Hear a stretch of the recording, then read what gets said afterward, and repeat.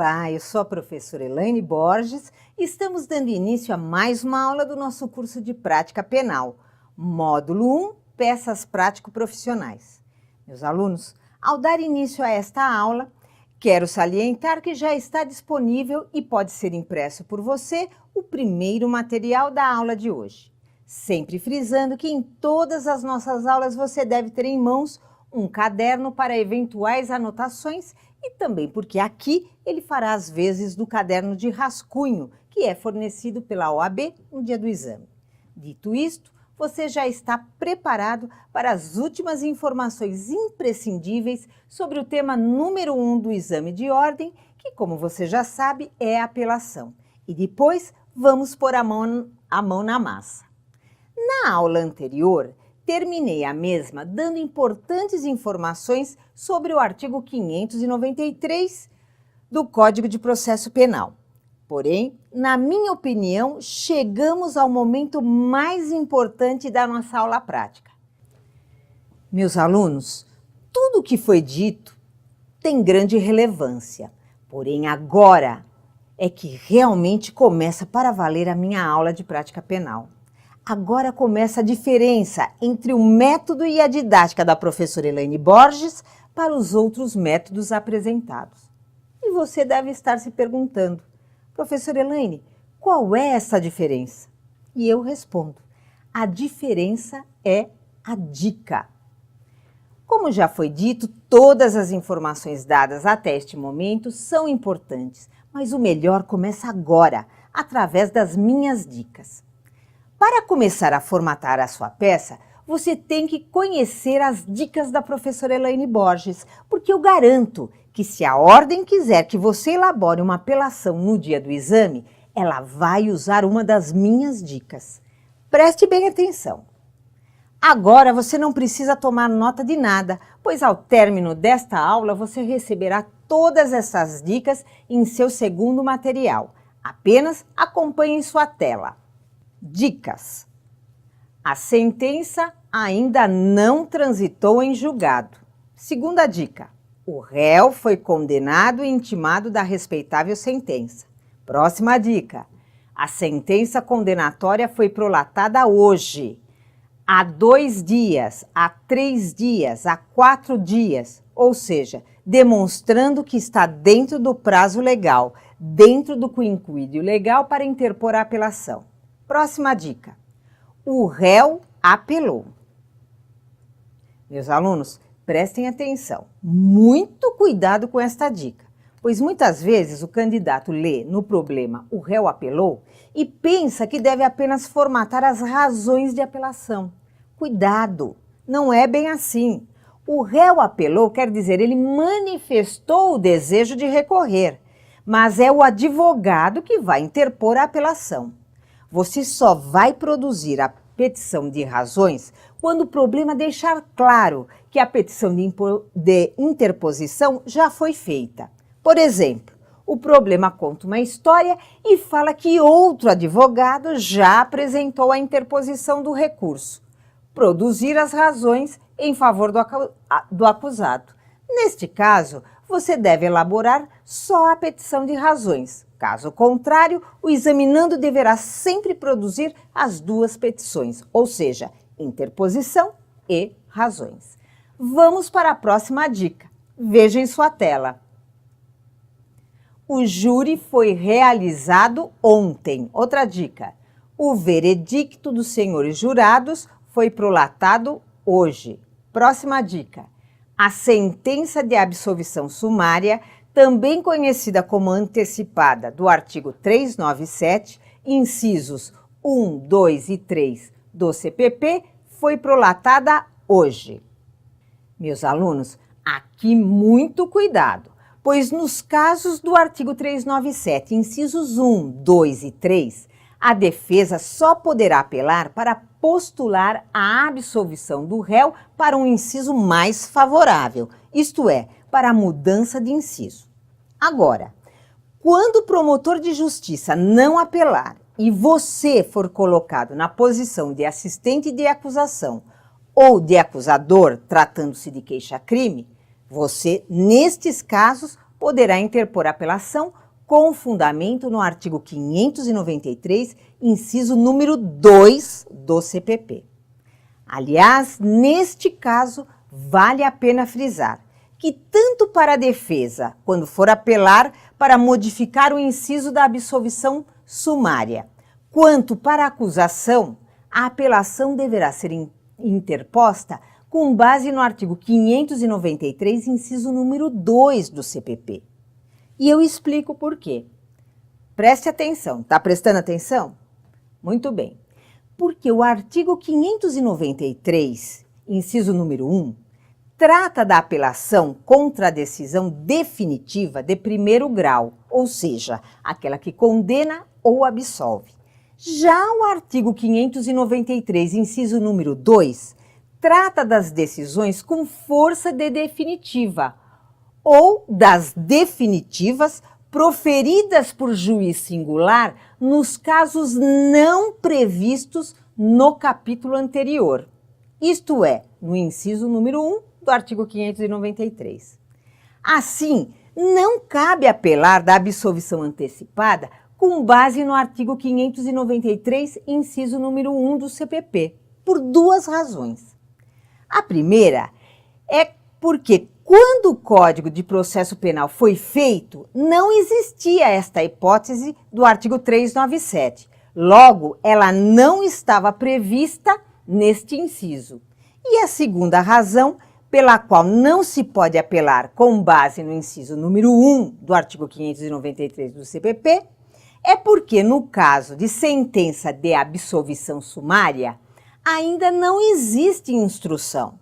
Lembre-se que a sentença definitiva de primeiro grau, que condena ou absolve o réu, que trata do artigo 593, inciso número 1, é aquela em que o juiz deve formar um juízo de valor meritório, isto é, deve estudar toda a prova dos autos colhida na fase de instrução para condenar ou absolver o réu.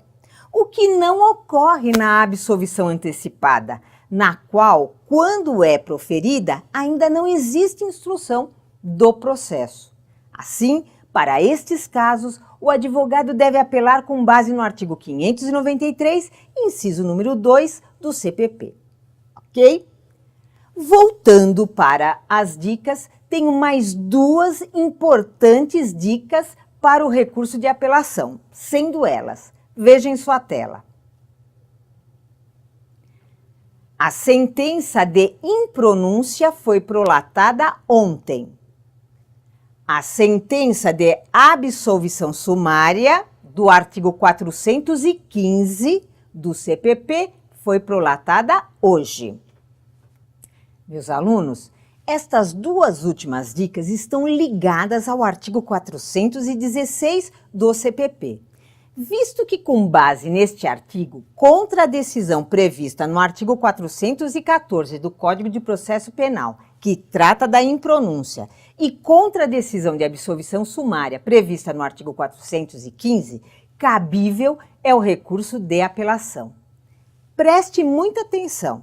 No dia do exame, aparecendo uma destas dicas, nem pense. Faça uma apelação que você estará aprovado. Eu garanto.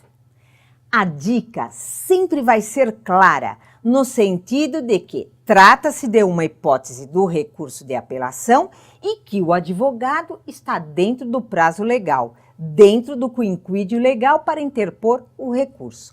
Ou ainda, tratando-se de uma lei especial, vai deixar claro que está dentro do prazo legal nela prevista. Um bom exemplo, veja em sua tela. É o da apelação da Lei 9.099, artigo 82, parágrafo 1º, cujo prazo é de 10 dias já com as razões. Mas o melhor, meus alunos, vem agora. Preste atenção. Eu quero te contar que tenho dicas para todas as peças e a ordem usa todas as minhas dicas. Então, memorizando as minhas dicas, é impossível você, no dia do exame, não conseguir descobrir qual é a peça. Eu garanto. E agora você deve estar pensando, esta professora é louca. Professora Elaine, a senhora está falando que tem dicas para todas as peças e que a OAB usa todas as suas dicas? É isto mesmo. E eu não sou louca, eu garanto. Por exemplo, se cair num recurso em sentido estrito no dia do exame, eu tenho a dica. E se cair embargos infringentes de nulidade, tenho a dica também. E se cair queixa-crime, tenho a dica. E se cair revisão criminal, também tenho a dica. E assim por diante. Eu garanto que a ordem vai usar uma das dicas das peças que eu vou passar para vocês. E por que eu garanto com tanta segurança e convicção que a OAB vai usar uma das minhas dicas? Porque, na verdade, a dica não é minha. As dicas são os momentos oportunos previstos em lei para cada recurso, ação ou requerimento. Logo, a OAB vai ter que usá-las. Na realidade, eu só simplifiquei de uma forma que fique mais fácil para o aluno memorizar o momento legal e oportuno de cada peça. E se você não acredita, eu provo. Basta você pegar os últimos 100 exames em que a OAB requereu dos examinandos a formatação de uma apelação e verifique se em todos estes problemas ela usou ou não usou uma das minhas dicas. Eu garanto, elas estarão lá. Pode verificar. Muito bem, dito isto, quero salientar que em todas as nossas aulas você deve ter sempre em mãos, além do material impresso e do caderno para anotações de apoio, os seguintes livros. Acompanhe em sua tela. Um Código de Direito Penal, um Código de Processo Penal, ambos sem anotações e comentários. Também tenha com você um vade-mecum de sua escolha, porém dentro das normas do edital da OAB, e o meu livro de prática penal, como requerer do inquérito policial até a mais alta corte brasileira. Preste atenção, aqui vamos elaborar as principais peças, porém vale lembrar que em meu livro de prática penal estão presentes outras peças importantes. Muito bem, agora você vai pegar o problema da aula de hoje, que está em seu material. Meus alunos, como esta é a nossa primeira aula prática, antes de redigirmos uma peça, tenho que passar para vocês importantes informações que vão ajudá-los na formatação de qualquer peça. Preste bem atenção. Eu quero frisar, nós vamos fazer uma apelação, porém, o passo a passo que eu vou explicar agora se aplica a qualquer peça. Veja em sua tela. Chegou a hora de ensinar o caminho do sucesso. Quero passar para você a trilha da vitória para a conquista da sua aprovação na segunda fase da OAB. Para que isto ocorra, basta seguir o passo a passo que eu vou explicar, pois eu garanto, seguindo as orientações que passo a dar agora, você será aprovado. Meus alunos, chegou o momento de transformar a teoria na prática, e é o que vou fazer a partir deste momento. Então vejamos. No dia do exame, você vai receber 2 cadernos. O primeiro caderno é o de rascunho. Veja em sua tela. Peguei como exemplo o caderno oficial do 18º Exame de Ordem Unificado. Observem as informações consignadas na capa. Temos informações sobre o caderno que você estará recebendo, informações sobre o tempo disponível para a realização da prova, que, como você sabe, é de 5 horas, e outras informações como o tempo de permanência e saída da prova. Ainda temos o que não é permitido e informações gerais sobre a feitura da prova. Meus alunos, já o segundo caderno é o de texto definitivo. Acompanhe em sua tela. Sendo que estamos simulando o caderno de texto definitivo, pois este não é disponibilizado pela OAB. Como você já pôde observar, estes cadernos trazem nas respectivas capas instruções sobre a feitura da prova, que durante o nosso curso vamos comentar mais detalhadamente. Agora, dentro do caderno de rascunho estará impresso um problema e 4 questões práticas. Veja em sua tela. Você está vendo o problema e, na sequência, a respectiva folha de rascunho. Vale salientar que no caderno de texto definitivo você terá 150 linhas para produzir a peça prático profissional. Continue acompanhando em sua tela. Esta é a folha da primeira questão prática e, na sequência, a respectiva folha de rascunho. Agora, você está vendo a folha com a segunda questão prática e a folha de rascunho referente a esta questão. Na sequência, folha da terceira questão prática e a sua respectiva folha de rascunho.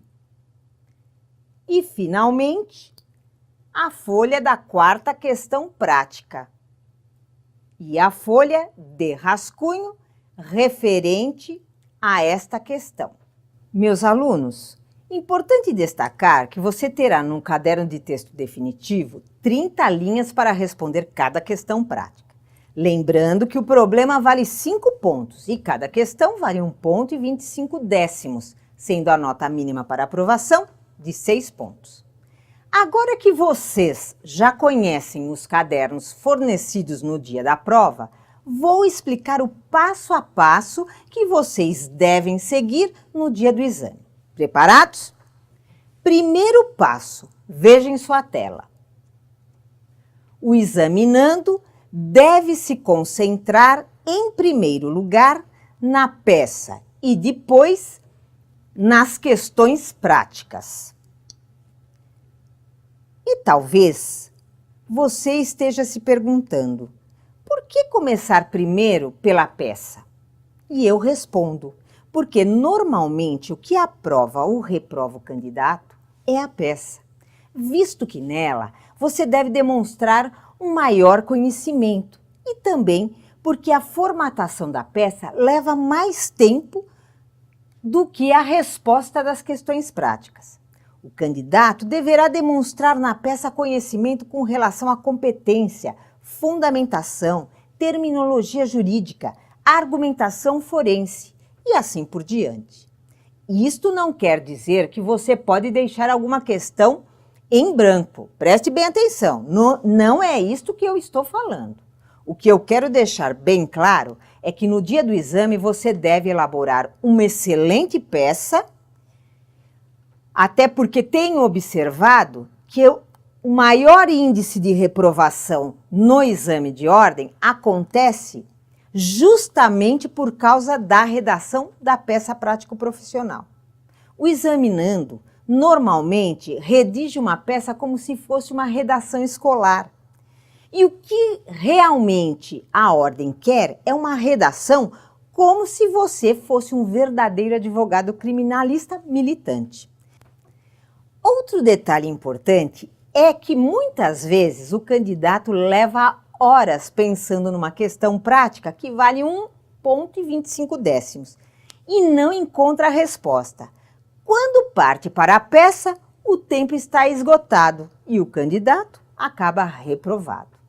Aliás, você deve administrar bem o tempo da prova, reservando mais ou menos umas 3 horas para a peça e 2 horas para responder as questões práticas.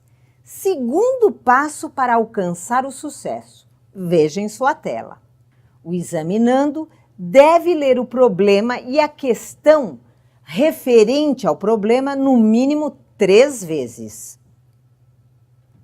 Meus alunos, via de regra, o problema do exame da OAB é longo. Por isso é muito importante ler várias vezes para interpretar bem o texto e entender o que realmente a ordem deseja que seja elaborado.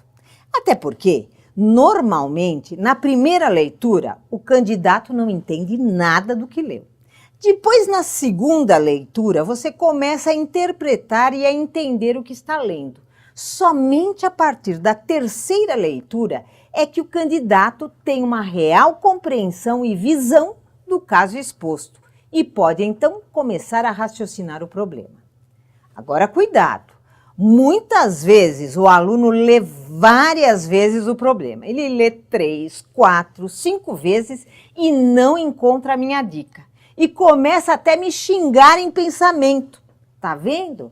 Ela falou tanto que garantia. E agora? Aonde está a tão falada dica? Cuidado! Você leu 10 vezes o problema e não leu nenhuma vez a questão referente ao problema. E a dica estava na questão. Então, antes de me xingar, leia tudo, ok? Terceiro passo. Vamos lá, para continuar a conquistar a sua sonhada carteira. Veja em sua tela. O examinando deve montar uma linha de raciocínio no rascunho. Preste bem atenção. O rascunho no dia do exame deve ser utilizado pelo examinando apenas para anotar os pontos fundamentais. Candidato que escreve a peça inteira no rascunho é candidato reprovado, pois não dá tempo de passar a limpo e a ordem despreza o rascunho. O que vale é o caderno de texto definitivo. Agora que você já sabe que o rascunho serve apenas como auxílio no dia do exame, você deve aprender como montar a linha de raciocínio nele. Muito bem, preste atenção. Como eu sou uma professora experiente e detalhista e quero passar o máximo de informações técnicas e jurídicas para que você tenha um excelente conhecimento da parte prática e alcance a sua aprovação, quero fazer a seguinte observação. Aliás, em aulas anteriores já fiz esta observação, mas quero fazê-la de novo. Trata-se do seguinte: existe sempre um aluno que normalmente é chamado de candidato pastel, que obviamente não é o seu caso. Este candidato pastel costuma falar o seguinte: nossa, mas esta aula é muito longa, tem muita informação. Por favor, não seja candidato pastel que adora sair frito do exame. Uma das maiores vantagens de se fazer um curso via internet é justamente esta. Eu quero frisar de novo, você pode parar e descansar, retornando depois do ponto onde você parou. Aula rapidinha é para quem não tem informação para dar ou para quem quer se enganar que estudou. Aqui, não. Aqui, você vai ter conteúdo técnico e jurídico e prático. Tá cansado? Aperta o botão aí. Pode parar, descansa e depois prossegue com atenção vendo a aula. Não entendeu o que eu expliquei? Você pode voltar à aula e prestar atenção. Ainda não entendeu? Volta à aula de novo. O importante é que eu tenho muito para te ensinar. Tudo aquilo que eu não consigo dar numa aula presencial por causa do tempo de duração da aula, eu quero passar para você neste curso. Quero fazer valer cada minuto seu de estudo comigo. Eu garanto, quando você terminar este curso, vai se tornar um expert em prática penal. Basta você também fazer a sua parte. Para com este negócio de falar que aula via internet tem que ser no máximo 30 minutos. Com todo respeito, isto é papo furado. Até quando você vai cair nesta? Tá cansado? Para a aula, ô pastel. Depois volta. Claro que não estou falando com você, que é meu aluno, até porque você não é pastel, eu garanto. Muito bem, voltando para a nossa aula, veja em sua tela. Vamos agora aprender a montar a nossa famosa linha de raciocínio no caderno de rascunho. Preste atenção. Normalmente, a primeira coisa que o aluno quer responder e resolver, depois de ler atentamente o problema, ao montar a sua linha de raciocínio, é a solução jurídica. Ele quer saber o que está de errado no problema sobre a questão jurídica. Qual é a solução jurídica? O examinando só pensa nisto. Se você, no dia do exame, começar pela solução jurídica, eu garanto, você estará reprovado. Cuidado! Pela minha experiência, em 99% dos casos, quando o candidato inicia a prova, ele está tenso, nervoso e agitado. Você tem que relaxar e não pode começar pelo aspecto mais complicado e mais difícil. Você precisa começar a montar a linha de raciocínio no rascunho pelos pontos nos quais você terá mais facilidade em encontrar uma resposta, para depois, mais calmo, conseguir procurar com eficiência a resposta certa da questão jurídica que envolve o problema apresentado, que sem dúvida é o ponto mais complicado para você solucionar no dia da prova. Na avaliação da prova prático-profissional, serão considerados o raciocínio jurídico, a fundamentação e sua consistência, a capacitação de interpretação e exposição, a correção gramatical e a técnica profissional demonstrada. Isto quer dizer que você deve produzir uma peça bem fundamentada e com boa argumentação jurídica. E a linha de raciocínio que o candidato vai montar no rascunho, com certeza vai ajudá-lo na elaboração desta peça. Ok, meus alunos, feitas estas observações, vamos agora comentar o nosso problema da aula de hoje. Acompanhe em sua tela.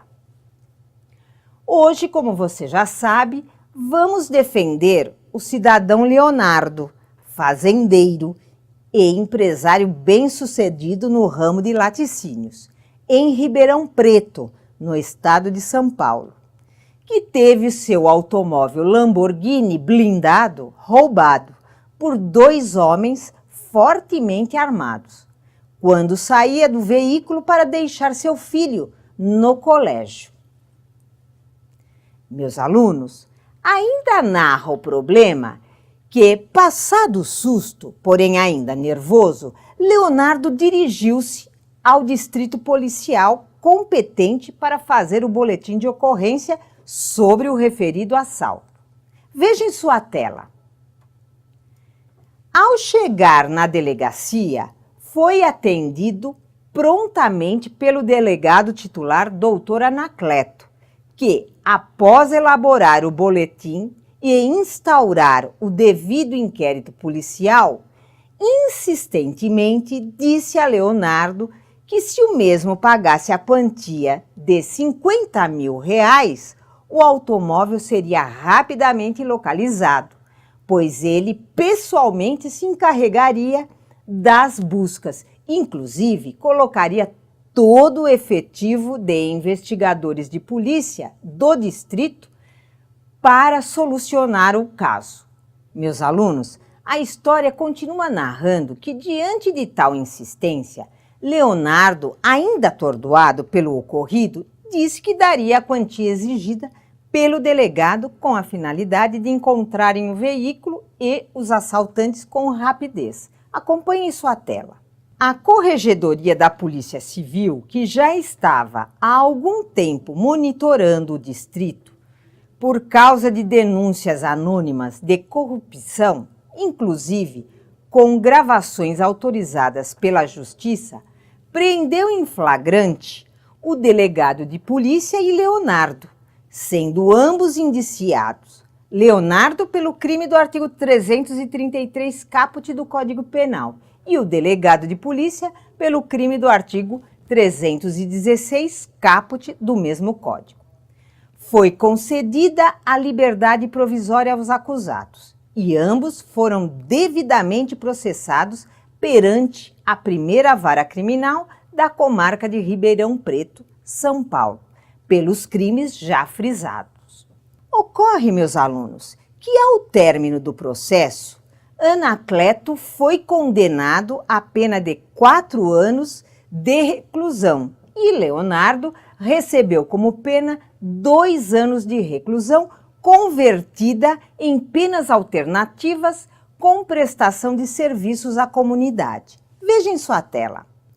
O magistrado, na sentença, que aliás estava muito bem fundamentada, em determinado momento declarou, aspas, que embora o denunciado Leonardo tivesse concordado em dar aquela alta quantia em dinheiro após intensa insistência da autoridade policial, a condenação é de rigor, pois ficou bem concretizado o favorecimento do acusado, sendo importante ressaltar que a sociedade não tolera mais tanta corrupção, sempre favorecendo os mais ricos. Assim, deve o réu Leonardo ser condenado por tudo que já foi exposto. Fecha aspas.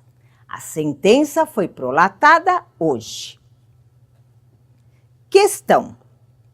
Em face da situação hipotética apresentada, na qualidade de advogado constituído de Leonardo, produzir a peça cabível na espécie ao órgão judiciário competente. Muito bem, meus alunos, diante dos fatos apresentados, vamos agora montar a nossa linha de raciocínio. Preste bem atenção. A primeira pergunta que você vai se fazer no dia do exame, após ler bem o problema, é a seguinte. Observe em sua tela e tome nota. 1. Qual é a peça? Agora, preste atenção. Não precisa tomar nota, só preste bem atenção. Por que esta deve ser a primeira indagação que você deve se fazer no dia do exame? Porque se você errar a peça, você estará reprovado, eu garanto. E a OAB está certa em reprovar, pois um candidato que não sabe nem qual é o recurso que deve ser interposto, como pode ser aprovado? E aqui no nosso curso, eu garanto, você vai aprender a descobrir qualquer peça, pois é muito fácil responder a esta pergunta. Acompanhe em sua tela. Para responder a esta pergunta, basta você localizar na história do problema ou na questão referente ao problema a dica da professora Elaine Borges. Lendo o nosso problema, com atenção, você vai observar no final da história a minha dica. A sentença foi prolatada hoje. Logo, a resposta para a primeira pergunta é apelação. Pois, como você já sabe, esta frase é uma das dicas do recurso de apelação. Vamos agora para a segunda pergunta que você deve se fazer no dia do exame na linha de raciocínio. Observe em sua tela e tome nota. 2. Qual é o endereçamento? Preste atenção. Para você descobrir o endereçamento, basta pegar o Código Penal e abrir no artigo que a pessoa está sendo processada ou foi condenada. Aqui, neste caso, trata-se do artigo 333, caput do Código Penal. Observe em sua tela. Veja qual é a pena máxima deste crime. Como você está vendo em sua tela, a pena máxima é de 12 anos de reclusão. Muito bem. Agora que você já sabe qual é a pena máxima, eu pergunto, este crime é de menor potencial ofensivo? Se você respondeu não, foi aprovado, pois sabemos que os crimes de menor potencial ofensivo são aqueles cuja pena máxima não ultrapassa 2 anos. Logo, esta apelação não será endereçada para o colégio recursal e também não será endereçada à turma recursal, pois não é crime de menor potencial ofensivo. Depois disto, você deve observar se este crime atingiu bem ou interesse federal. Exemplo: o problema conta que o réu foi condenado porque cometeu um estelionato contra a Caixa Econômica Federal e a sentença ainda não transitou em julgado. Neste exemplo, trata-se de uma apelação que será julgada pela esfera federal. Aliás, quero lembrar que no seu material você encontrará a competência federal de forma clara e bem explicada. Consulte sempre o material fornecido pelo curso. Retornando ao problema, preste atenção. No caso apresentado, o delito não atingiu bem o interesse federal. Isto não ocorreu. Assim, está descartada a possibilidade de uma apelação para o Tribunal Regional Federal em segundo grau, pois, como já foi frisado, não se trata de crime da competência federal. Desta forma, sobra apenas a competência estadual. Contra a decisão de primeiro grau estadual, cabe apelação para o segundo grau, ou seja, para o Tribunal de Justiça. Com isto, você já tem a resposta da segunda pergunta. Nossa petição de razões de apelação será endereçada ao Tribunal de Justiça. Meus alunos, prestem atenção. Como vamos montar esta linha de raciocínio em todas as aulas, você vai conseguir guardar este procedimento para descobrir o endereçamento de qualquer peça. Ok? Terceira pergunta da linha de raciocínio. Observe em sua tela e tome nota. Qual é a solução e o destaque jurídico? Muito bem. Agora você está preparado para responder a questão mais difícil, que é o raciocínio jurídico do problema. O examinando, depois que descobre qual é a peça e o endereçamento, o que acontece? Ele fica mais tranquilo e consegue pesquisar melhor a questão jurídica. Para descobrir esta resposta, você deverá seguir 3 passos importantes. O primeiro passo é, veja em sua tela, ler o problema no mínimo 3 vezes e anotar no rascunho todas as informações importantes para depois pesquisá-las. Como, por exemplo, questões técnicas e jurídicas, como laudos, procedimentos, provas e etc. Anotar argumentos importantes da acusação ou do juiz, para não esquecer de combatê-los. Segundo passo, acompanhe na tela. Abrir no artigo que a pessoa está sendo processada ou foi condenada e comparar o texto legal com a história do problema. Meus alunos, o examinando, ao realizar esta comparação, deve interpretar o artigo com relação à história, pois fazendo isto, você inclusive poderá visualizar uma atipicidade, se for o caso. E o terceiro e último passo, veja em sua tela. Consultar toda a legislação pertinente, procurando os temas do problema nos seguintes índices: alfabético remissivo, cronológico e sistemático dos códigos e do vade-mecum permitidos pelo edital da OAB. E sempre consultar as súmulas do STF e do STJ. Muito bem! Como você já sabe, no dia do exame, você deve levar um código penal, um código de processo penal e um vade-mecum, como já foi frisado dentro das normas estabelecidas no edital da OAB. Sempre comece a sua consulta, olha aqui, sempre comece a sua consulta pelos códigos, tá? Pois é muito mais simples consultar os códigos do que o vade-mecum. Assim, reserve o VAD para pesquisar as leis especiais, a legislação complementar, os estatutos que não se encontrarem em seus códigos.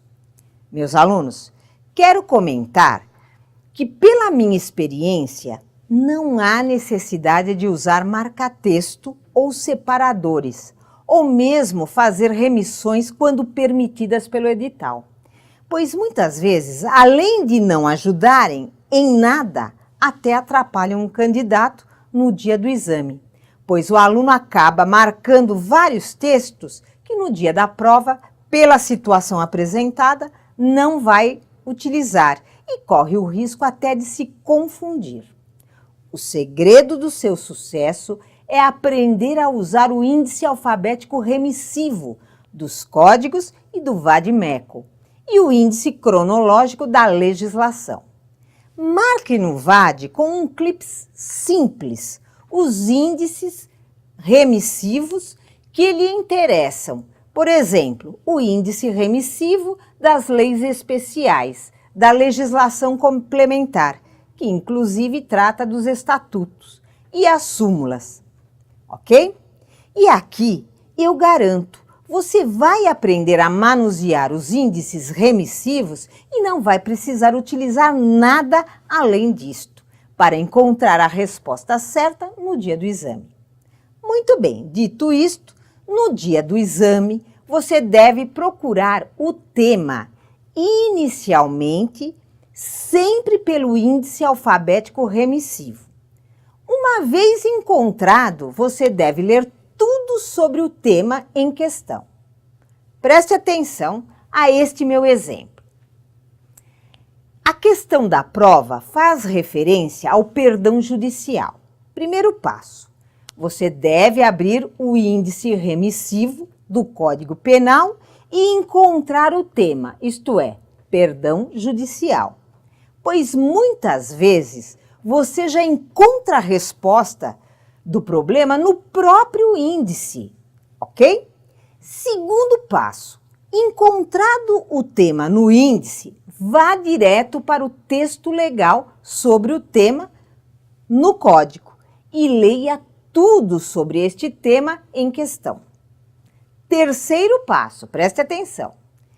Independentemente de já ter encontrado a resposta na legislação, sempre, entendeu? Sempre consulte as súmulas do STF ou do STJ, pois pode existir alguma súmula que se aplique integralmente à questão suscitada pela banca examinadora. Por exemplo, a situação jurídica trata do perdão judicial e, em determinado momento, narra o problema que o juiz indeferiu a suspensão processual do artigo 89 da Lei 9.099/95 ao réu, porque entendeu que a sentença que concedeu o perdão judicial a ele, em outro caso, tirou a sua primariedade, não sendo possível conceder, no caso atual, o benefício da suspensão processual, porque a sentença que concede o perdão é sentença condenatória, não sendo mais o acusado primário. Neste caso, mesmo que você já tenha encontrado a resposta na legislação, seguindo a minha orientação, você deve consultar as súmulas e, fazendo isto, neste meu exemplo, você chegará na súmula 18 do Superior Tribunal de Justiça, que se aplica perfeitamente ao caso em favor do acusado e que diz, veja em sua tela, a sentença concessiva do perdão judicial é declaratória da extinção da punibilidade, não subsistindo qualquer efeito condenatório. Desta forma, meus alunos, o magistrado equivocou-se, pois a sentença que concede o perdão judicial não é condenatória, e sim declaratória, e o réu continua primário, fazendo jus ao benefício da suspensão processual neste novo caso. Eu pergunto, se você parasse a sua pesquisa antes de consultar as súmulas, talvez, dependendo do caso, correria o risco de deixar fora o ponto fulcral exigido pela banca examinadora na solução do problema. E mais, meus alunos, a OAB adora as súmulas do Supremo Tribunal Federal e do Superior Tribunal de Justiça. Por esta razão, você deve sempre consultar as súmulas para ter certeza que nenhuma se encaixa na situação jurídica apresentada. Também não esqueça de sempre consultar o índice alfabético remissivo da Constituição Federal dentro do tema proposto pela banca examinadora, para saber se existe algo que possa fundamentar a sua peça ou a questão prática no dia do exame. Meus alunos, mais uma vez prestem bem atenção. Quero fazer um alerta. Muito cuidado! Não faça nenhuma anotação ou referência no material que você vai levar no dia do exame. Até porque, nos próprios índices remissivos dos livros permitidos pela OAB, eles já remetem ou fazem referências a artigos ou mesmo a outras legislações pertinentes à matéria. Procure deixar o seu material limpo, até para não perder tempo em ter que dar eventuais explicações sobre marca-textos, separadores e etc. Trabalhe apenas com os índices. No vade-mecum, marque com um clips comum apenas o índice alfabético remissivo. Quando se tratar de uma lei especial ou de um decreto-lei, ou seja, de uma legislação complementar, comece pesquisando o tema proposto no índice alfabético remissivo. Uma vez encontrado o tema da lei no índice alfabético remissivo, você conseguirá encontrar pelo número da lei em que página ela está localizada. Exemplo: o problema trata de uma questão de discriminação de um portador de HIV. Basta você consultar o índice alfabético remissivo no vade-mecum no tema discriminação. Encontrando esta palavra e lendo tudo sobre ela no índice, você vai encontrar uma remissão sobre o HIV. Ou se você consultar direto o tema HIV no índice, chegará na Lei 12.984, de 2 de junho de 2014. Ou seja, de uma forma ou de outra, você chegará na lei em questão. Encontrando o número da lei, como as mesmas estão dispostas por ordem, você facilmente chegará na página onde ela se encontra. Depois, basta anotar a página no seu caderno de rascunhos e ler a lei. Caso necessite consultá-la novamente após ter fechado o livro, é só pegar o número da página no caderno de rascunho que você chegará de novo na lei. Lembre-se, o caderno de rascunho é o seu companheiro no dia do exame. Você deve anotar todos os pontos importantes que irão ajudá-lo a solucionar a sua peça prático-profissional. E depois, na hora de escrever a peça no caderno de texto definitivo, você deve sempre ir consultando suas anotações feitas no caderno de rascunho. Muito bem, agora que você já sabe quais são os 3 passos para responder a terceira pergunta da nossa linha de raciocínio, preste bem atenção, pois vou explicar agora como aplicar estes passos na situação apresentada em nosso problema.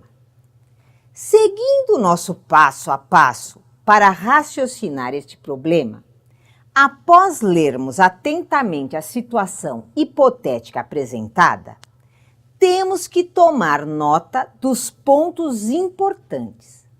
Assim, a primeira questão relevante que deve ser anotada é, veja em sua tela,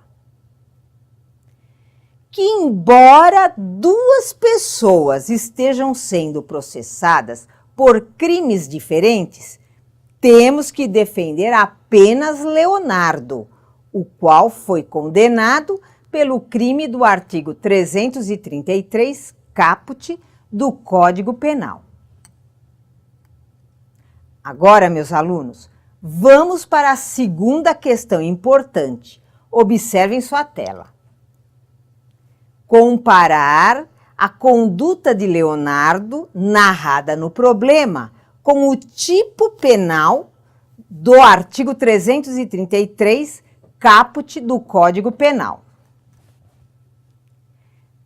Desta forma, comparando a conduta de Leonardo descrita no problema e o artigo 333, podemos verificar que em nenhum momento o réu ofereceu ou prometeu vantagem indevida à autoridade policial, que é funcionário público. Leonardo não cometeu o crime de corrupção ativa. Importante notar que este crime só se tipifica se o agente oferecer ou prometer vantagem ilícita, e isto não ocorreu. Já analisando o artigo 316 do Código Penal, observem em sua tela: exigir para si ou para outrem, direta ou indiretamente, ainda que fora da função ou antes de assumi-la, mas em razão dela, vantagem indevida. Observamos que, sem dúvida, a conduta ilícita do delegado de polícia está cristalina e a mesma enquadra-se totalmente no tipo penal do crime de concussão. E desta forma, o réu foi vítima do delegado de polícia e não foi autor de nenhum delito. Assim, ele deve ser absolvido com base no artigo 386, inciso número 3 do Código de Processo Penal, pois o fato não configurou infração penal por parte do acusado, ou seja, o fato é atípico. Lembre-se, no dia do exame, na linha de raciocínio que será montada no rascunho, você vai anotar os pontos mais relevantes. Depois, durante a formatação da peça, você vai desenvolver a tese defensória em cima do que foi pesquisado. Vale salientar que também não adianta elaborar uma ótima linha de raciocínio no rascunho e depois começar a fazer a peça e não consultar a linha, porque você vai acabar esquecendo de detalhes importantes. E aí já sabe o que vai acontecer: reprovado. Cuidado! No dia do exame, você deve colocar no mínimo um destaque jurídico, no máximo 4 destaques jurídicos. Peça sem destaque jurídico, eu garanto, candidato reprovado. E você deve estar se perguntando: o que é um destaque jurídico? O destaque jurídico, meus alunos, pode ser um artigo da lei, uma súmula do STJ ou do STF. É algo jurídico que você vai destacar para fortalecer a sua tese defensória. No caso do nosso problema, você deve colocar como destaques jurídicos os artigos 333 caput e 316 caput, ambos do Código Penal, e também o artigo 386, inciso 3º do Código de Processo Penal. Fique tranquilo, pois no momento da formatação da peça, você ficará sabendo aonde e como colocar estes destaques jurídicos. Muito bem, respondida a questão jurídica, passo para a quarta pergunta da nossa linha de raciocínio. Observe em sua tela e tome nota. 4. O que o candidato não poderá esquecer nesta peça? Meus alunos, temos como resposta a esta indagação um dos pontos mais importantes referentes à formatação desta peça. Assim como este ponto é muito importante, o melhor momento de explicá-lo é durante a formatação da peça de razões de apelação, pois com certeza você, além de entender o mecanismo, vai memorizá-lo com maior facilidade. Desta forma, vou responder esta pergunta no momento da feitura da peça em aula, ok? Vamos agora à quinta e última pergunta da linha de raciocínio. Observe em sua tela e tome nota. 5. Com qual artigo e inciso do Código de Processo Penal a peça deverá ser fundamentada ao final? Prestem atenção. A petição de razões de apelação, ao final, deverá sempre ser fundamentada com o artigo 386 e um ou mais de um de seus incisos do CPP, a não ser que ocorra uma das seguintes hipóteses. Veja em sua tela. O candidato deve postular uma desclassificação. Por exemplo, você vai postular a desclassificação do crime de roubo para furto qualificado. Neste caso, não poderá utilizar o artigo 386 para fundamentar ao final a petição de razões. Como você sabe, sempre que o juiz ou o tribunal for absolver alguém, ele deve fundamentar a sua decisão com o artigo 386 do CPP, pois lá estão elencadas as hipóteses de absolvição. Desta forma, como estamos falando de uma desclassificação, não faz sentido, ao final, usarmos o artigo 386, devendo o candidato apenas postular a desclassificação com os fundamentos da mesma, sem colocar ao final o artigo 386 do CPP. A segunda hipótese, que o candidato não vai usar o artigo 386 como fundamento final, veja em sua tela, no caso de ter que elaborar uma apelação postulando a diminuição da pena. Neste caso, ao final da petição, basta requerer simplesmente a diminuição da pena. Outra hipótese que o examinando não pode fundamentar com o artigo 386 do CPP ao final observe na tela, na apelação contra a decisão dos senhores jurados. Também nesta hipótese, meus alunos, é proibido fundamentar ao final a petição de razões com o artigo 386 do CPP, por causa do dogma constitucional da soberania do júri, que está previsto no artigo 5º, inciso 38, letra C da Carta da República. Desta forma, em grau de apelação, o Tribunal de Justiça não pode modificar a decisão dos jurados. Apenas poderá enviar o réu a novo júri caso ocorra o provimento da apelação. Outra hipótese, veja em sua tela.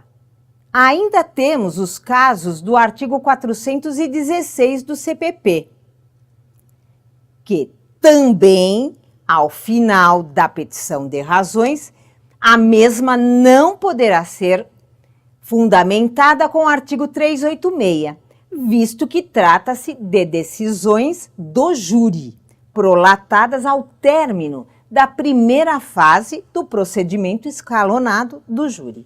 E, finalmente, a última hipótese que trata, veja na sua tela, dos casos do artigo 397 do CPP, que tratam da absolvição sumária, também conhecida como a absolvição antecipada dos procedimentos ordinário e sumário, sendo que, neste caso, a petição deverá ser fundamentada ao final com uma ou mais de uma das hipóteses do artigo 397 e não 386 do CPP. Em todos estes casos já frisados, o candidato não poderá fundamentar a petição de razões de apelação com o artigo 386 do Código de Processo Penal. Muito bem, feitas estas explicações, vamos voltar ao problema de hoje e responder a quinta e última pergunta da nossa linha de raciocínio. Neste caso, como o fato é atípico, o candidato deve postular a absolvição com base no artigo 386, inciso número 3 do Código de Processo Penal. Veja em sua tela. O juiz absolverá o réu quando não constituir o fato infração penal. Em outras palavras, quando o fato for atípico. Meus alunos, prestem bem atenção. Como vocês observaram, toda a nossa linha de raciocínio, elaborada no rascunho, foi voltada para a petição de razões de apelação. E o candidato deve estar se perguntando, a senhora não vai falar da petição de interposição? Claro que vou. Acontece que a petição de interposição é extremamente técnica, quase não apresenta modificações, e durante a formatação desta petição farei as observações pertinentes, pois a formatação da petição é quase sempre a mesma. O trabalho maior no dia do exame será com relação à petição de razões. Por isto que esta linha de raciocínio está sendo montada, voltada para a petição de razões de apelação. Lembre-se, o rascunho no dia do exame não deve ser utilizado para fazer modelo de peça. Candidato que usa o rascunho para isto é candidato reprovado, porque não dá tempo de passar a peça limpo no caderno de texto definitivo e o rascunho não tem validade alguma. Agora sim, sua linha de raciocínio está completa e você já pode pôr a mão na massa e começar a formatar a peça. Você já está preparado para redigir a sua apelação. Vamos colocar a mão na massa. Porém, nosso tempo, infelizmente, acabou. E as formatações das petições de interposição e de razões de apelação ficarão para a próxima aula. Mas como eu sempre digo, não precisa ficar chateado, porque na verdade basta apenas um clique e você estará entrando na próxima aula e estaremos juntos de novo em uma nova aula recheada de informações. E desta vez eu garanto, colocando a mão na massa. Você agora já tem acesso ao segundo material da aula de hoje, no qual você receberá as dicas do recurso de apelação. Tá ok? Assim, até a próxima aula.